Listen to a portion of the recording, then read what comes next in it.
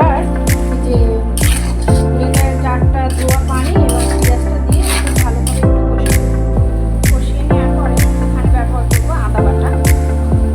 যেহেতু আমি আগে দিয়েছি এটার সাথে, তাই আমি কম ব্যবহার করবো। এবার ব্যবহার করছি রসুন বাটা, এরপরে দিলাম জিরা বাটা, এবার দিয়ে দিচ্ছি পরিমাণ মতো ধনিয়া গুঁড়ো। মশলাটাকে খুব ভালোভাবে কষিয়ে নিয়ে তারপরে একটু পানি ব্যবহার করে এবার দিয়ে দিচ্ছি রোস্ট মশলা। যেহেতু রোস্ট প্রায় খাওয়া হয়, সেই জন্য রোস্ট মশলা কিনে একবারে বাটা করে রাখি। এবার এটাকে খুব ভালোভাবে কষিয়ে নিতে হবে। এবার আমি এখানে একটু লেবুর রস চিপে দিচ্ছি। আপনারা যদি এখানে দধি ব্যবহার